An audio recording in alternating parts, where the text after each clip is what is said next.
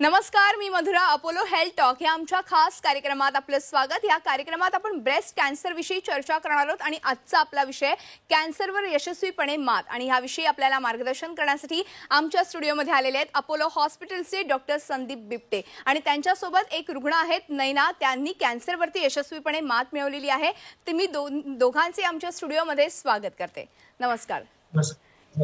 Doctor Sandeep बिबटे यांची थोडक्यात ओळख सांगायची झाल्यास डॉक्टर संदीप बिबटे हे कर्करोग तज्ज्ञ आहेत आणि डॉक्टर बिबटे यांनी ऑन्कोलॉजी केलेला आहे आणि गेल्या 15 वर्षांपासून ते या क्षेत्रामध्ये कार्यरत आहेत. नागपूरमधून त्यांनी खरं तर वैद्यकीय शिक्षण पूर्ण केलं आणि त्यानंतर त्यांनी मुंबईतल्या टाटा हॉस्पिटलमध्ये येऊन पुढील प्रशिक्षण घेतलं. ब्रेस्ट कॅन्सर ह्या विषयात त्यांनी प्रावीण्य प्राप्त केलेलं आहे. तसंच आज आपल्या सोबत या कार्यक्रमात सहभागी झालेल्या आहेत कॅन्सरवरती मात केलेल्या नैना या आणि त्यांनी त्यांचे एकूणच या कॅन्सरचा प्रवास कसा होता, त्यांचे अनुभव मला खरं तर जाणून घ्यायचे ह्या सगळ्या कार्यक्रमाच्या माध्यमातून. चला तर आज आपण ब्रेस्ट कॅन्सर विषयी अधिक माहिती जाणून घ्या डॉक्टर बिबटे यांच्याकडून लगेचच. डॉक्टर, सगळ्यात पहिला प्रश्न मला तुम्हाला हाच विचारायचा आहे की ब्रेस्ट कॅन्सर होतो तेव्हा नेमकी काय लक्षणं आढळतात आणि ब्रेस्ट कॅन्सर होण्याची नेमकी काय कारणं आहेत? हो मधुरा, सर्वप्रथम धन्यवाद. इथे आपल्याला सगळं चर्चा करायला सगळ्यांशी संवाद साधता येईल आणि हा ऑक्टोबर महिना जो आहे हा आपण ब्रेस्ट कॅन्सर अवेअरनेस मंथ म्हणून आपण सेलिब्रेट करतो. तर याच्यामध्ये मेन कारण आहे की आपल्याला सामान्य जनतेपर्यंत मेसेज पोहोचवायचा आहे की ब्रेस्ट कॅन्सर कसं आपल्याला प्रिव्हेंट करता येईल आणि अर्ली स्टेज कसं क्युअर करता येईल. तर आपलं जे थीम आहे ते आहे की अर्ली क्युअर करायचं याला. त्यासाठी सगळ्यात महत्वाचं आहे की याचे सिम्पटम्स काय आहे, याचे कारण कुठल्या गोष्टी आपल्याला बघायला पाहिजे, कुठले सिम्पटम्स बघायला पाहिजे जेणेकरून आपण अपडेट करता येईल. तर सगळ्यात महत्वाचा मुद्दा म्हणजे कुठल्याही स्त्रीच्या स्तनामध्ये किंवा काखेमध्ये गाठ येणे सगळ्यात पहिलं सिम्पटम. कुठली पण गाठ आपण आली ती आपण ती काळजीपूर्वक तपासायला पाहिजे. तर हे एक महत्वाचं सिम्पटम्स आहे जे आपण लक्षण म्हणतो याला. तर 100 पैकी 90 महिलांना हे सिम्पटम सगळ्यांना येतात की कुठली पण गाठ स्तनामध्ये किंवा काखेमध्ये. एक दुसरं सिम्पटम्स असं आहे की कधी कधी आपल्याला निप्पल मधला किंवा आपण म्हणतो की रक्तस्राव होणं. ठीक आहे, नॉर्मली प्रत्येक स्त्रियांना जेव्हापासून पिरियड सुरू होतात तर मेनोपॉज पर्यंत निप्पल मधनं आपण निप्पल डिश ज्याला म्हणतो जसं पांढऱ्या कलरचं किंवा ग्रीन कलरचं किंवा सिक्रेशन येतात ते नॉर्मल आहेत. पण समजा कुठल्या स्तनात रक्त येत असेल तर हे एक मेन कारण असतं की कॅन्सर होण्याचं. त्यामुळे हे एक जाणणं गरजेचं आहे. तिसरं एक लक्षण म्हणजे महत्वाचं की निप्पल इन्व्हर्शन. काही स्त्रियांना बघितलं तर काही निप्पल आतमध्ये ओढले जातात. तर ते ओढले कशा जातात की काही ना काही ट्युमर निप्पलच्या मागे असतात जेणेकरून आतमध्ये ओढतो आणि निप्पलला मागे ओढतो. जर कुठल्या स्त्रियांना असं आढळलं की आपलं जे निप्पल आहे ते आतमध्ये ओढलं जात आहे आणि एक बाहेर आहे तर त्यांनी हे इग्नोर करायला नको आहे. चौथं कारण म्हणजे कधी कधी स्त्रियांना असं जाणवतं की कपडे आंघोळ करताना किंवा कपडे घालताना वगैरे की एक ड्रेस दुसऱ्या ड्रेसपेक्षा वेगळा दिसतोय. जेणेकरून आम्ही ज्याला म्हणतो चेंज ऑफ शेप म्हणजे स्तनाचा आकार बदललेला आहे. हे एक सिम्पटम्स आहे. आणि आणखी एक सिम्पटम्स म्हणजे त्यांना कधी असे सिम्पटम्स गाठ किंवा निप्पल डिशर नसेल पण अख्ख्या ब्रेस्टवरती सुजन आली असेल. आपण ज्याला संत्र्याचं छिलकं असतं ना त्याला प्युडी ऑरेंज म्हणते, म्हणजे अख्खं स्तनाला सुजन आलेली असणार. तर हे एक ऍडव्हान्स कॅन्सरचं लक्षण आहे.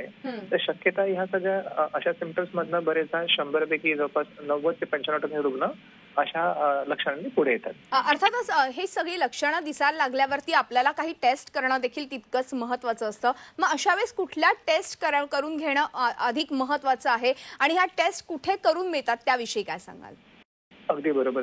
आणि सगळ्यात महत्वाचं आहे की आपण कुठली सिम्पटम्स कळले आपण एक्झामिन केलं तर बऱ्याच स्त्रिया काय करतात की आजार हे सिम्पटम्स आपल्या अंगावरच काढतात.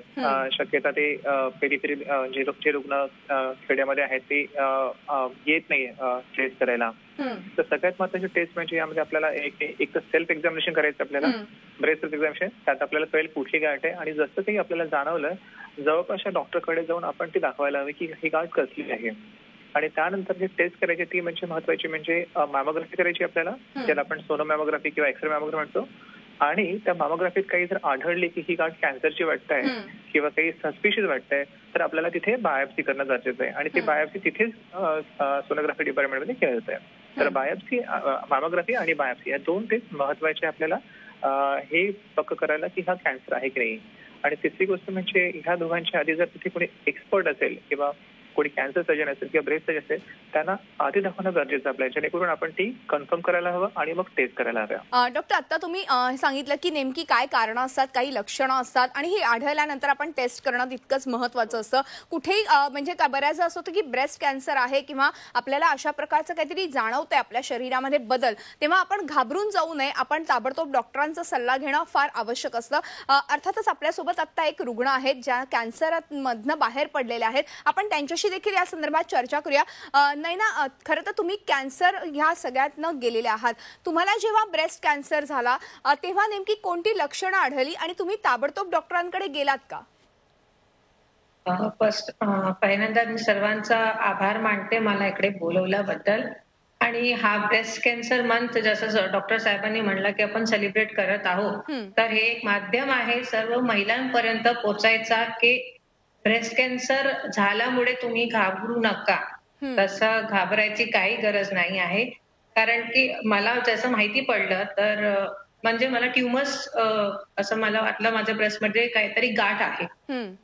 जेव्हा सेल्फ एक आपण आंघोळ करताना आपण चेक करतो आणि बरोबर, तर तेव्हा असं मला माहिती पडलं की काहीतरी आहे ट्युमर सारखं, तर एक चेक करून घ्यावं वेट न करता. तर सोनोग्राफी वगैरे करून घेतली तेव्हा त्यामधून थोडा असा डाऊट झाला, तर डॉक्टरकडे आम्ही लोक गेलो.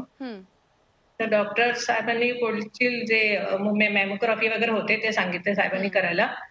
ते करून माहिती पडलं ठीक आहे म्हणजे असं काहीतरी आहे. तर थोडा असं आपल्याला असतो की आपण घाबरतो एकदम,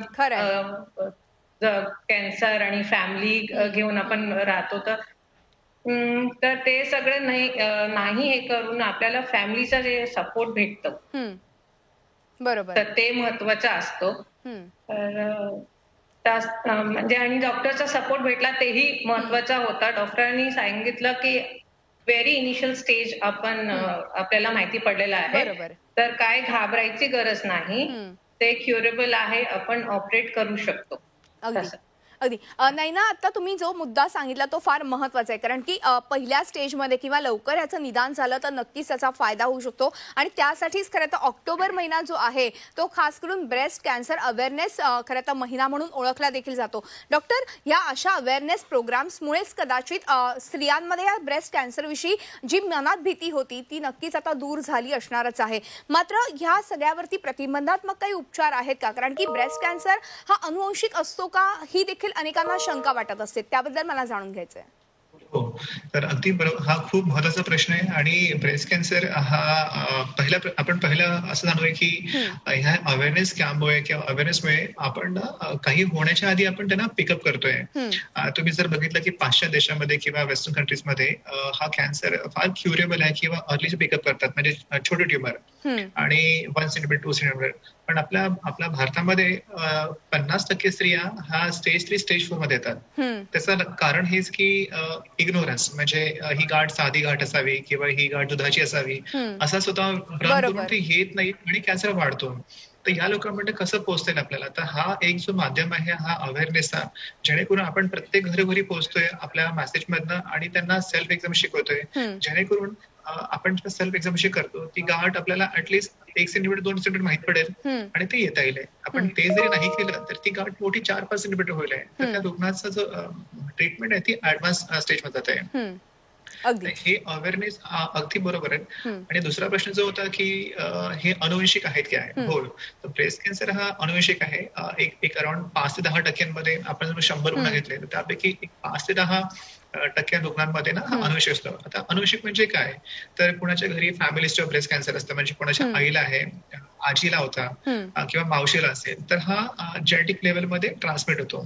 तर अशी आम्ही जेव्हा हिस्ट्री घेतो, जेव्हा कुठले पेशंट आम्ही एक्झामिन करतो, आम्ही नेहमी त्यांना हिस्ट्री विचारतो. बरोबर. आणि अशा लोकांच्या घरी जर पॉझिटिव्ह हिस्ट्री असेल, 2 किंवा जास्त लोकांना ब्रेस्ट कॅन्सर असेल, आम्ही त्या लोकांना काही स्पेसिफिक टेस्ट करतो, ज्यांना आम्ही ब्राका टेस्टिंग म्हणतो. तुम्ही ते अँजेला जोलीचं नाव ऐकलं असेल, प्रोफेटिक सर्जरी केली. तर असे जर काही लोक असेल तर त्यांची ट्रीटमेंट वेगळी आहे. त्यांना सर्जिकल ऑप्शन वेगळे आहेत. आम्ही त्या लोकांना म्हणतो हाय रिस्क पेशंट म्हणतो. म्हणजे आता कुणाकडे 2 किंवा 3 रुग्ण असतील पण त्यांना सिम्पटम्स नाहीये, मग अशा लोकांना आम्ही फॉलोअप मध्ये ठेवतो की तुम्ही नियमितपणे मॅमोग्राफी करा किंवा MRI करा किंवा आमच्या चेकअपला आहे, जेणेकरून काही व्हायच्या आधीच आपण त्यांना पिकअप करू आणि स्टेज 1 मध्ये किंवा स्टेज 0 मध्ये आपण पिकअप करता येईल. अगदी अर्थातच जरी आता कुठल्याही पद्धतीचा जरी कॅन्सर झाला तरी आपल्याकडे अचानक अत्याधुनिक असे खूप चांगले उपचार पद्धती उपलब्ध आहेतच. डॉक्टर, ह्या अत्याधुनिक उपचार पद्धती खास करून ब्रेस्ट कॅन्सरसाठी कोणत्या आहेत आणि त्याचा आपल्या ह्या पेशंटला कसा फायदा होतो? ओके. हा पण एक महत्वाचा मुद्दा आहे. आधी कसं व्हायचं की ब्रेस्ट कॅन्सर म्हटलं की सगळ्याच लोक यायचं की मॅस्टेक्टॉमी म्हणजे स्तन पूर्ण काढायचा. तर अर्ध्या तर फिमेल यायचेच नाही ट्रीटमेंटसाठी की त्यांना माहितीये की असं झालं मी डॉक्टर स्तन काढणार आणि आयुष्यभर कसं जगायचं.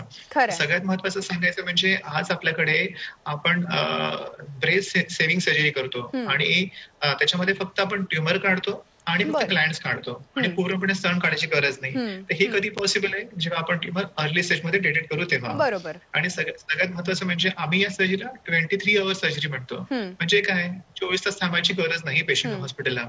पेशंट सकाळी हॉस्पिटलला येतो, सर्जरी आणि संध्याकाळी पेशंट घरी जातो. इतक्या आधुनिक आज ह्या अपोलो हॉस्पिटल आम्ही सेवा अवेलेबल आहेत की पेशंट सकाळी येऊन संध्याकाळी घरी जातो. याच्यामुळे काय होतं की पेशंटच्या मनात जी सायकोलॉजी आहे की मला जाऊन थांबावं लागेल हॉस्पिटलला, मला 5 दिवस थांबावं लागेल, नातेवाईक भेटाय, असं काहीच होत नाही. आणि पेशंट सेम डे घरी जातो आणि पेशंटला वाटतं मी सकाळी जाऊन संध्याकाळी घरी परत आली आणि मी माझ्या फॅमिलीसोबत आहे. तर तो जो पॉझिटिव्ह फीडबॅक आहे तो फार महत्वाचा आहे. हे एक झालं सर्जरीचं. दुसरी गोष्ट म्हणजे कुठल्या पेशंटला समजा आपल्याला मॅस्टेक्टॉमी लागतोय तर आम्ही आजकाल रिकन्स्ट्रक्शन करतो, ब्रेस्ट रिकन्स्ट्रक्शन. म्हणजे प्रत्येक पेशंटला आम्ही रिकन्स्ट्रक्शन ऑफर करतो. आणि समजा एखाद तरुण रुग्ण असावा फॉर एक्झाम्पल 30 वर्षाची आणि त्याला मल्टिपल ट्युमर असावेत तर अशा पेशंटला आपल्याला मॅस्टेक्टॉमीच करावं लागेल. बरोबर. पण त्या पेशंटला आम्ही ऑन टेबल मॅस्टेक्टॉमी करून रिकन्स्ट्रक्शन करतो आणि जेव्हा पेशंट अॅनेस्थेशियातून बाहेर येतो तर पेशंटला एक नवीन ब्रेस्ट बनवली असते. तर रिकन्स्ट्रक्शन नावाचं एक नवीन ऑप्शन आपल्याला अवेलेबल आहे. बरोबर. सगळ्यात महत्त्वाचं तिसरं ऑप्शन म्हणजे पेशंटला जे घाबरायचं की मला किमोथेरपी लागेल, मी पुढे कसं करता येईल. तर आजकाल नवीन ज्या किमोथेरपी आहेत त्या इतक्या छान आल्या आहेत, त्यांचे साईड इफेक्ट फार कमी आहेत. आणि आता किमोथेरपी त्या पेशंटच्या मनात नेहमी असं वाटायचं की माझे केस कळतील. एक नवीन मशिनी आल्या की जेव्हा आपण किमो लावतो ना ते पॅकमेन मशीन लावतो जेणेकरून हेअर लॉस पण होत नाही. बरोबर. आता तुम्ही सांगितलं तसं डॉक्टर की अत्याधुनिक उपचार पद्धती आलेल्या आहेत त्यामुळे जरी ब्रेस्ट कॅन्सर झाला तरी घाबरून जाऊ नका. ह्याच्यावरती उत्तम असे उपचार आपल्याकडे उपलब्ध आहेत आणि अपोलो हॉस्पिटलमध्ये ह्या सगळ्यावरती चांगल्या पद्धतीचे उपचार करून केले जातात. आपल्यासोबत आता रुग्ण आहेत नैना, आपण त्यांच्याकडून जरा अजून माहिती जाणून घेऊया. कारण की नैना, आपण पाहिलं तर जेव्हा तुम्हाला कॅन्सर डिटेक्ट झाला, ब्रेस्ट कॅन्सर झाला असं कळलं तेव्हा नेमकी काय भावना होती? कारण की बऱ्याचदा असं होतं की कॅन्सर हा बरा होत नाही अशी एक सर्वसामान्यांची भावना आहे. तर तेव्हा तुम्हाला काय वाटलं आणि तुम्ही एकूणच ह्या सगळ्यातनं मानसिकरित्या कशा पद्धतीने आता खंबीरपणे उभ्या आहात? तेव्हा मला माहिती पडलं की मला कॅन्सर झाला आहे तर थोडा एक आपल्या मनात असं वाटतं की आता पुढे काय. माझी 2 मुलं आहेत तर ते कसं होणार, त्यांचं कसं काय होणार. तर एक ते भीती होतीच. पण एक आत्मविश्वास म्हणजे मला त्यांच्यासाठी जगायचं आहे.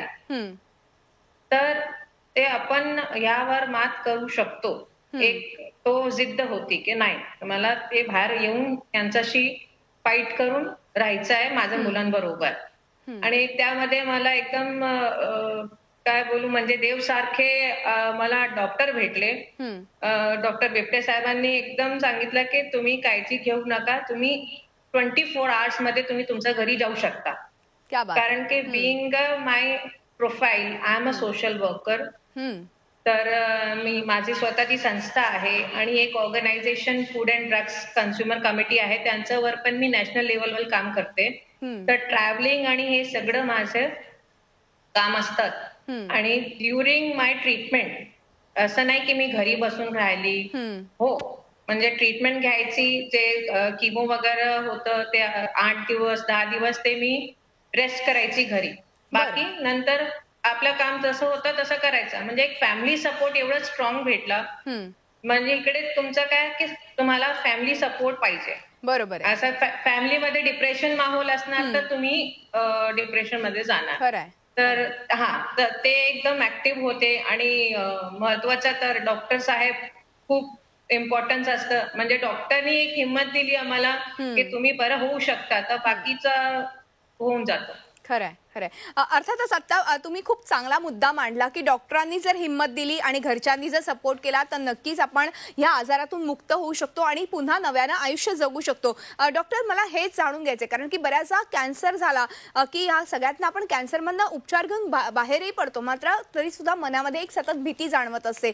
मानसिक एक कुठेतरी जाणवत असतं, की आपल्याला पुन्हा कॅन्सर होईल का, किंवा आपल्याकडे लोक कसे बघतील, कारण की केस बऱ्याचदा गळाजलेले असतात, किंवा ह्या सगळ्या गोष्टींकडे आपण कशा पद्धतीने बघितलं पाहिजे, अगदी काय त्याबद्दल सांगाल?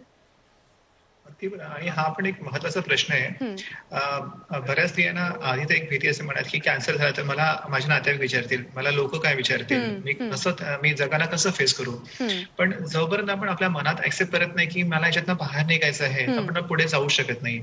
आणि आत्मविश्वास हा फार मोठा फॅक्टर आहे जो आपल्याला सगळ्यांना कॉन्ट्रीब्युट करायचा आहे. आणि ते सुरुवात होतोय डॉक्टर बसणं. जेव्हा आमच्याकडे कोणी रुग्ण येतात आम्ही त्यांना सांगतोय की ही ट्रीटमेंट अवेलेबल आहे. आणि एकदा पेशंट आपण पहिल्यांदा पेशंट, पण आम्ही life time your a family members. तर तो जो विश्वास त्यांना बनतो की नाही माझे डॉक्टर माझ्या सोबत आहात नेहमीसाठी, तर तो त्यांना आय थिंक आत्मविश्वास फार त्यांना स्ट्रॉंग करतात पुढे फेस करायला. दुसरा जो भाग आहे की घरच्यांचा सपोर्ट फार महत्वाचा आहे. जोपर्यंत त्यांना फॅमिली सपोर्ट करत नाही, आता असे कितीतरी आम्ही रुग्ण ट्रीट करतो ज्या स्त्रिया आहेत ज्यांचा मुलगा अमेरिकेला आहे किंवा मुलगी दुबईला आहे आणि ते एकटे असतात, पण त्यांना मॉरल सपोर्ट नसतो. तर ज्या लोकांचा मॉरल सपोर्ट स्ट्रॉंग असतो ते लोक फार चांगल्या प्रकारे फाईट करतात आणि त्यांना एक हिंमत मिळते स्ट्रॉंग करायला. त्याच्यामुळे एक आत्मविश्वास स्ट्रॉंग करणं फार महत्वाचं आहे आपल्याला या कॅन्सरमध्ये. बरोबर. डॉक्टर, आत्मविश्वास तर आहेच, पण त्याचबरोबर योग्य ट्रीटमेंट योग्य डॉक्टरकडून करून घेणं देखील तितकंच महत्वाचं आहे. आणि आज आपण पाहिलं तर ट्रीटमेंट चांगल्या पद्धतीच्या उपलब्ध आहेत. आता तुम्ही काही नवीन टेक्नॉलॉजी, नवीन तंत्रज्ञानाविषयी खरं तर सांगितलं, मात्र इतरही काही टेक्नॉलॉजी आपल्याकडे उपलब्ध आहेत का या ब्रेस्ट कॅन्सरवरती उपचारासाठी?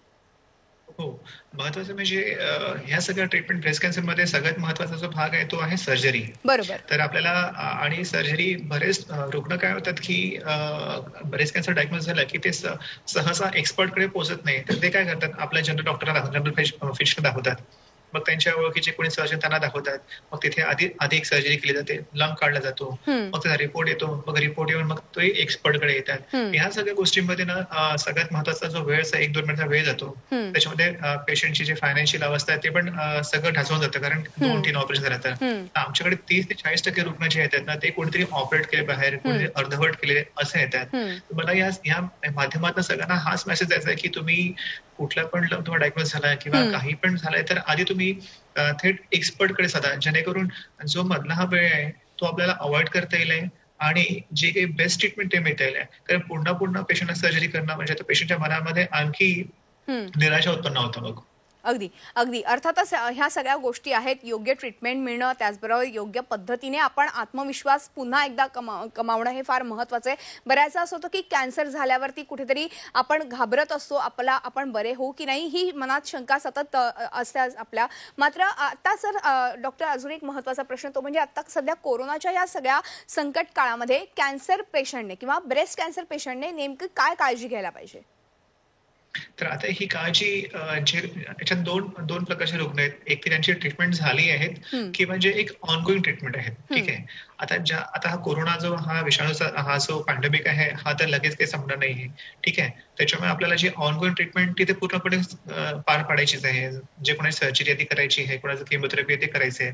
पण त्या लोकांनी फक्त स्वतःची काळजी घेऊन ज्या काही इंटरनॅशनल नॉर्म्स आहेत आपल्या कोरोना प्रिव्हेन्शन, जसं मास्क घालून जाणे किंवा स्वतःच्या हायजीन व्यवस्थित करणे, हँड वॉशिंग आहे किंवा बाकी प्रिकॉशन आपण जे करतोय ते करणं गरजेचं आहे. ठीक आहे. आणि सगळ्यात महत्वाचं म्हणजे आपलं डाएट व्यवस्थित होणं गरजेचं आहे, आपली इम्युनिटी स्ट्रॉंग गरजेचं आहे. तर हा महत्वाचा फॅक्टर आहे ज्या पेशंटला ट्रीटमेंट सुरू आहे. दुसरी काय की ज्या पेशंटला ट्रीटमेंट होऊन गेला, त्या आता बरे झाले, त्यांना 4-5 वर्ष झाले, सगळे बरे आहेत, तर ते लोक ते सुद्धा पेशंट आता नॉर्मलच आहेत, त्यांना नॉर्मल व्यक्ती. त्या व्यक्तीने सुद्धा असं स्पेसिफिक काळजी घ्यायची गरज नाही. जसं आपण बाकी लोक नॉर्मल काळजी घेतात तीच काळजी आपल्या सगळ्यांना तशी घ्यायची आहे. अगदी नाही ना. एक शेवटचा तुम्हाला प्रश्न विचारायचा आहे, कारण की आता तुम्हाला कॅन्सर होऊन गेला, तुम्ही त्याच्यातनं मुक्त झालेला आहात. नेमक्या कोणत्या गोष्टी पाळल्या पाहिजेत, अगदी काय सांगाल? डाएट तर आपल्याला फॉलो करायला पाहिजे.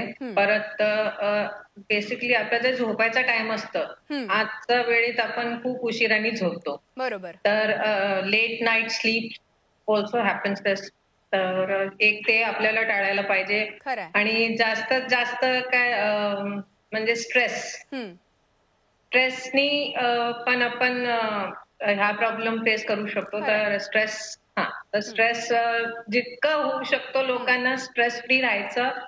Always keep smiling and be happy. अगदी अगदी खूप छान खरं तर संदेश तुम्ही या निमित्ताने दिलेले आहेत. म्हणजे ब्रेस्ट कॅन्सर झाला किंवा इतरही कुठल्याही प्रकारचा कॅन्सर झाला तरी घाबरून जाऊ नका, कारण की आपल्याकडे अत्याधुनिक उपचार पद्धती उपलब्ध आहेत. डॉक्टर, खरं तर ह्या उपचार पद्धती अपोलो हॉस्पिटलमध्ये खूप चांगल्या पद्धतीने केल्या जातात आणि कॅन्सर जो पेशंट आहे त्याला खूप आत्मविश्वासाने खरं तर ह्या सगळ्या गोष्टींवरती आत्मविश्वास मिळवून देण्यासाठी खरं तर डॉक्टर प्रयत्नशील असतात. डॉक्टर, वेळ संपल्यामुळे आज आपल्याला इथेच थांबावं लागते, मात्र तुम्ही आलात आणि खूप छान आणि मोलाचं मार्गदर्शन आमच्या प्रेक्षकांना केलं, त्याबद्दल मनपूर्वक आभार.